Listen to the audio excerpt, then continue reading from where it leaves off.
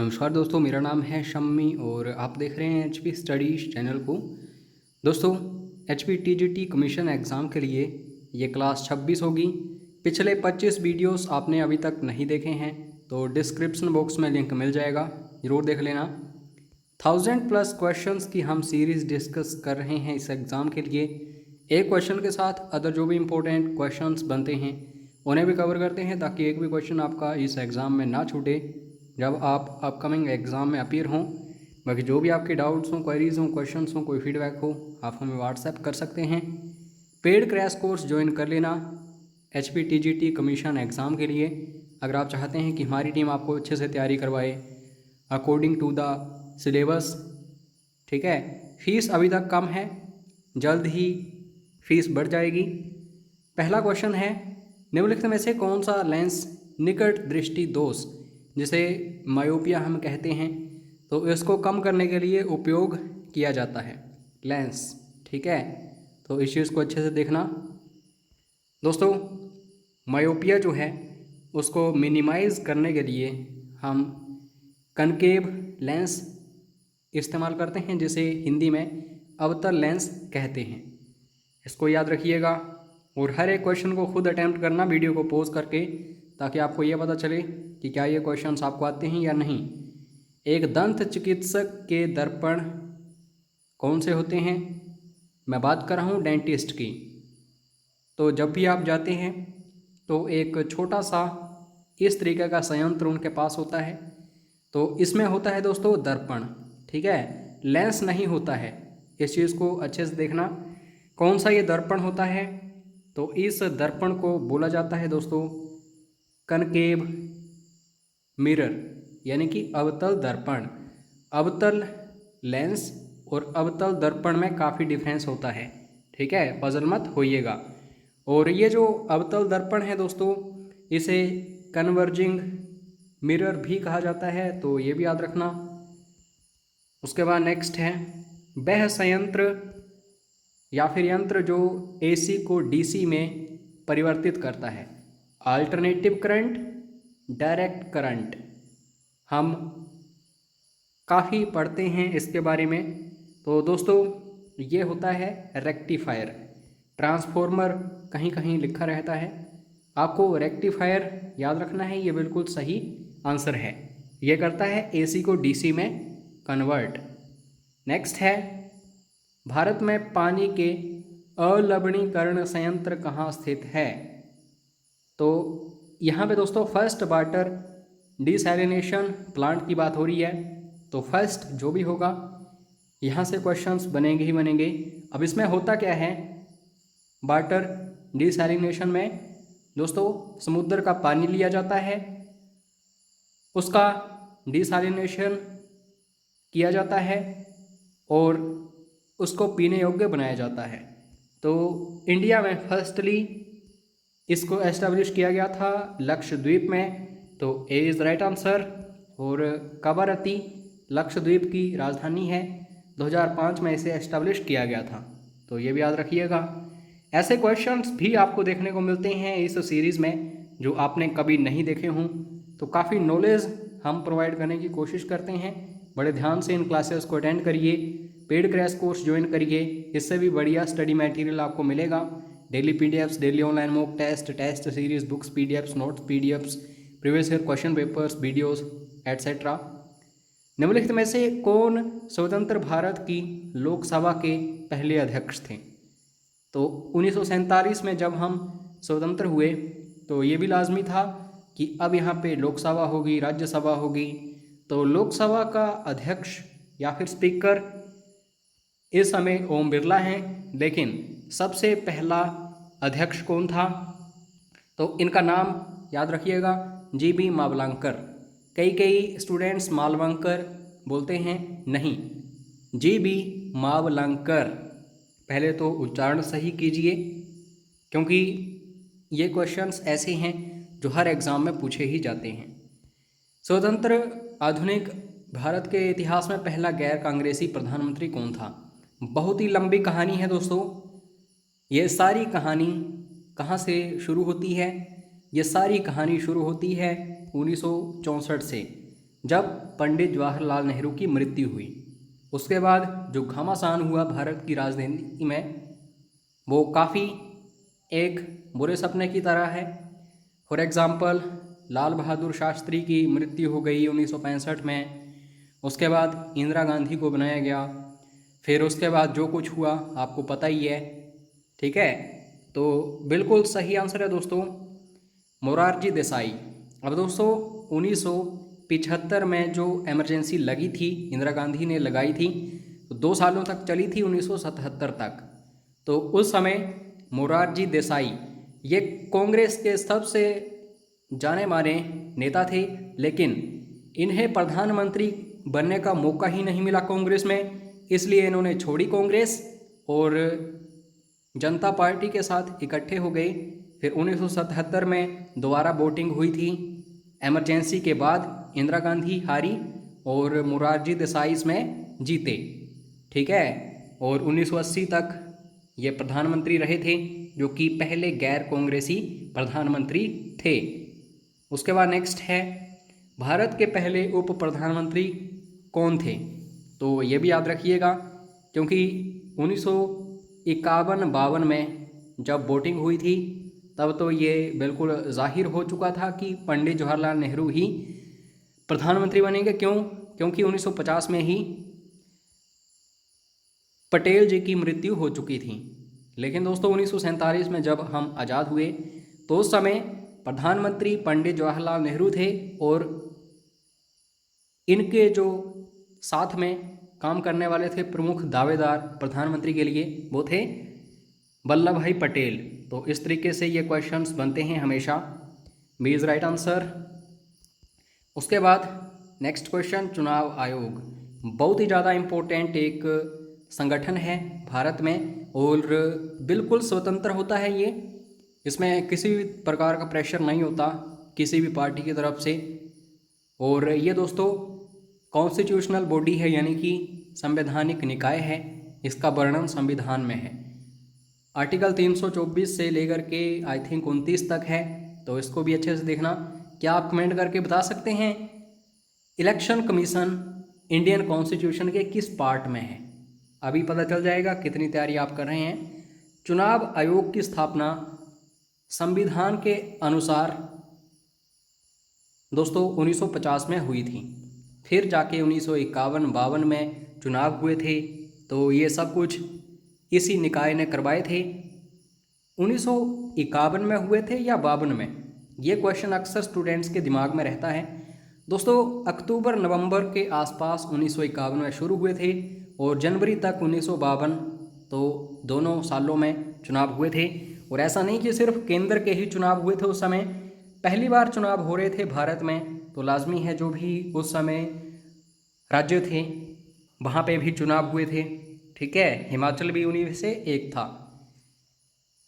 हालांकि उस समय हिमाचल प्रदेश जो है आप कह सकते हैं एक भाग गो राज्य था। आरटीआई अधिनियम भारत में कब लागू किया गया था? सपोज करिए पटवारी की जो भर्ती हुई है रिसेंटली, अगर आपको लगता है कि उसमें कुछ भी गड़बड़ हुई है, तो आप उसके लिए आरटीआई फाइल कर सकते हैं। तो आपको पूरी जानकारी मिलेगी कि पटवारी के एग्ज़ाम में क्या हुआ और क्या नहीं हुआ।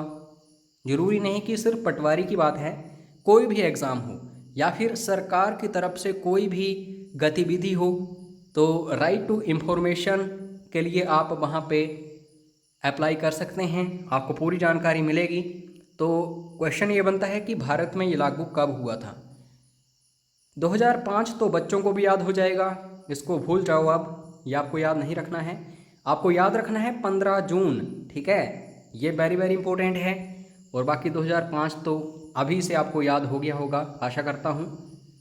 उसके बाद नेक्स्ट क्वेश्चन, इनमें से कौन भारत के बीमा कारोबार को नियंत्रित करता है?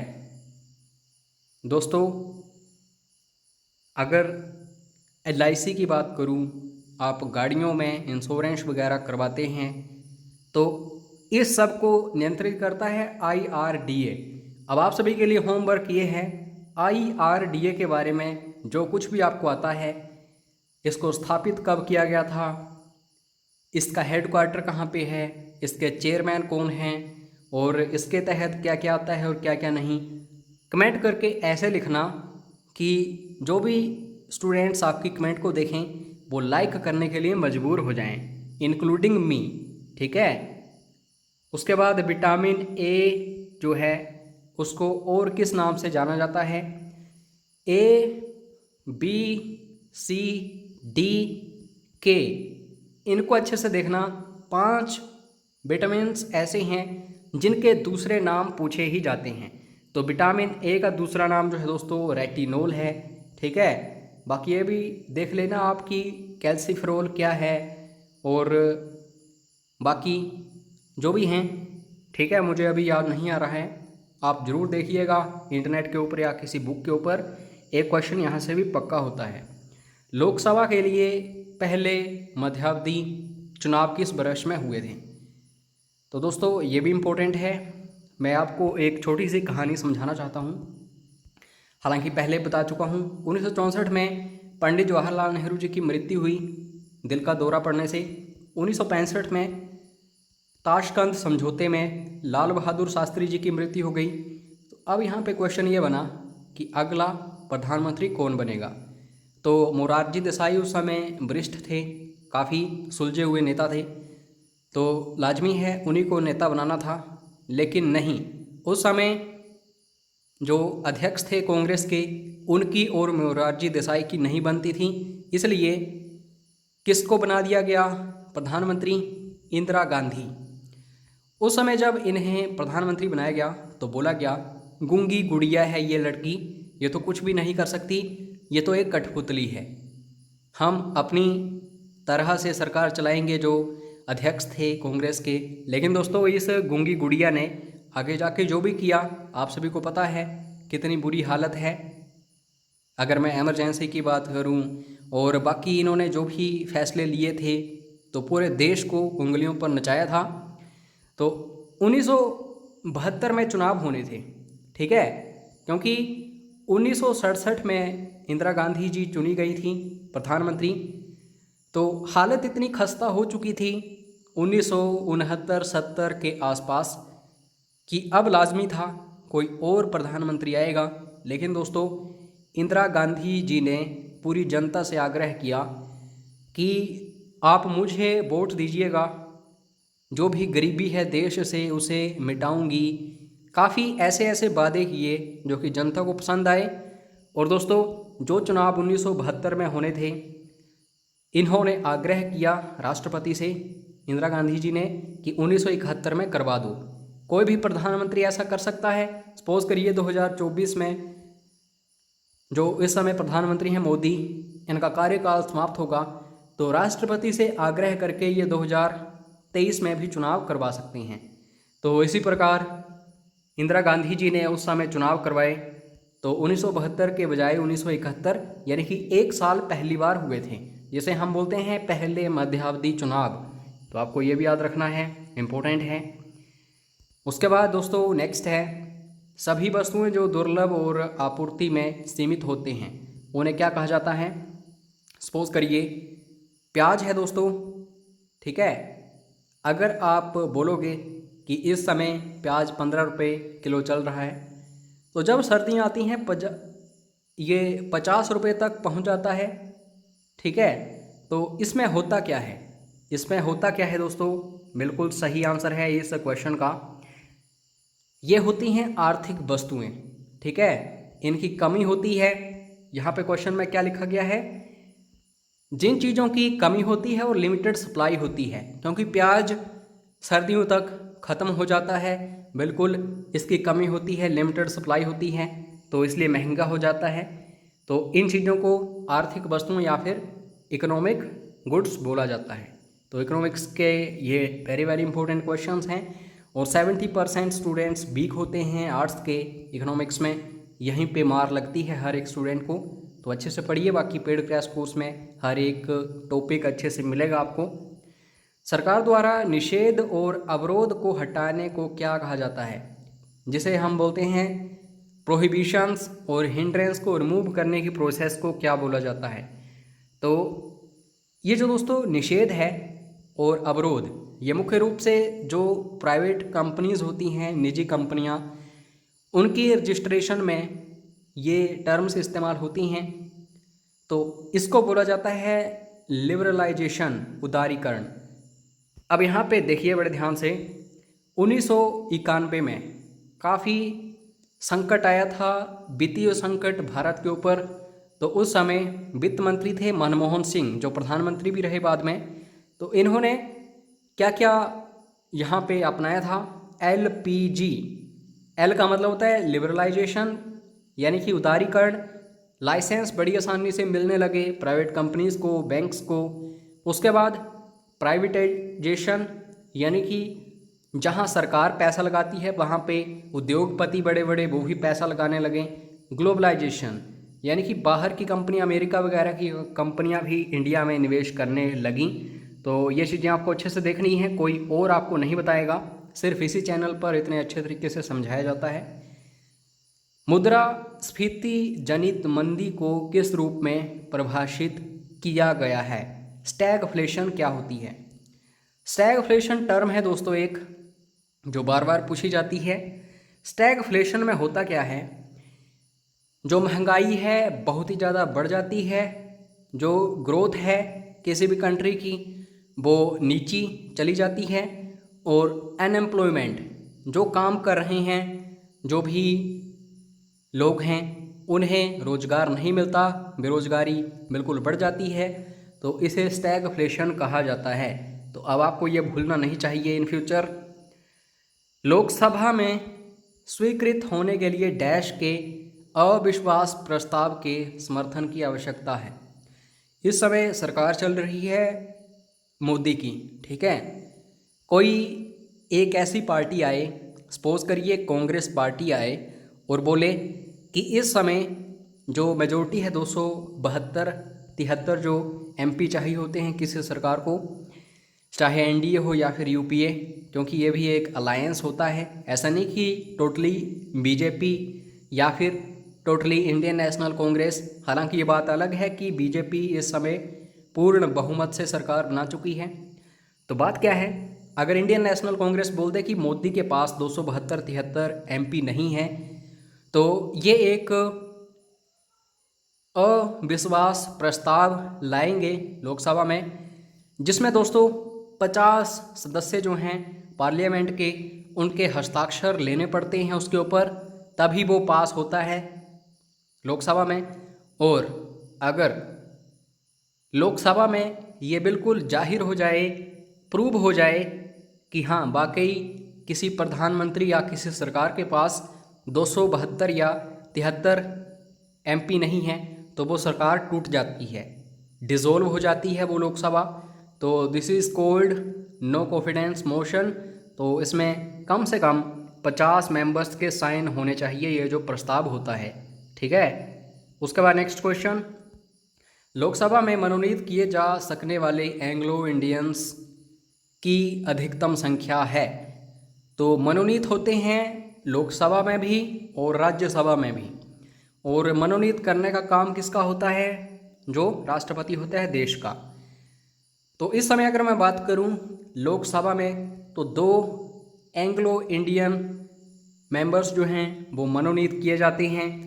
अगर टोटल मैं इस समय 2026 तक की बात करूं तो 552 तक संख्या हो सकती है लोकसभा में MPs की, और इस समय 545 है, और 2 खाली हैं पोस्टें जो एंग्लो इंडियंस हैं, और इस समय 543 सीटों पर MP हैं इंडिया में।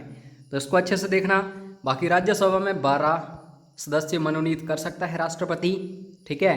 वेरियस फील्ड्स होती हैं, जैसे लिटरेचर हो गया या फिर आर्ट्स हो गया, सोशल साइंस हो गई एंड सो ऑन। तो 12 सदस्यों राज्यसभा में भी मनोनीत किए जाते हैं राष्ट्रपति के द्वारा। माना दर्रा इम्पोर्टेंट है, 2 राज्यों को आपस में जोड़ता है। तो माना दर्रा किन राज्यों को जोड़ता है दोस्तों? ये बल्कि राज्य नहीं है, देश हैं, इंडिया और तिब्बत। भारत तो भारत है, और तिब्बत को हथिया लिया है चाइना ने, ठीक है। तो आजकल पैंगोंग सो लेक जो है उसके आसपास जो गतिविधियां देखने को मिल रही हैं, वो तिब्बत ही है, इसको याद रखिएगा। उसके बाद ये क्वेश्चन जो है करोड़ों बार पूछा जा चुका है, किस तापमान पर पानी का घनत्व अधिकतम होता है। काफ़ी सारे स्टूडेंट सोचते हैं कि 0 डिग्री सेल्सियस पर बर्फ़ जमती है तो घनत्व इसी में सबसे ज़्यादा होता होगा। तो दोस्तों ऐसा बिल्कुल भी नहीं है, ये बिल्कुल टफ क्वेश्चन है अगर आप पहली बार पढ़ रहे हो। 4 डिग्री सेल्सियस पर जो पानी है उसका घनत्व सबसे ज़्यादा होता है। हालांकि 4 डिग्री सेल्सियस जो होता है इसके ऊपर भी लगभग पानी जम ही जाता है, फिर भी आपको अच्छे से देखना है। लोकायुक्त संस्थान पहली बार किस राज्यों द्वारा बनाई गई थी। तो लोकायुक्त का काम होता है दोस्तों जो भी करप्शन है उसे रोकना, और इसका इंस्टीट्यूशन जो है इसमें प्रशिक्षण दिया जाता है लोकायुक्त को। तो ये सबसे पहले महाराष्ट्र में एस्टेब्लिश किया गया था इंस्टीट्यूशन, और याद रखिएगा 1971 में ये इंस्टीट्यूशन एस्टेब्लिश हुआ था। बाकी इस वीडियो की PDF फाइल आपको व्हाट्सएप पर मिल जाएगी, और पेड क्रैश कोर्स की जानकारी आप ले सकते हैं। इसमें आपको सारे सब्जेक्ट्स मिलेंगे, ऐसा नहीं कि सिर्फ HPGK दिया जाएगा। History, geography, polity, economy, science, current affairs, HPGK, logic, current affairs, Hindi, English, child development and pedagogy, सब कुछ मिलेगा। तो अपना कीमती समय देने के लिए धन्यवाद। जय हिंद, जय हिमाचल।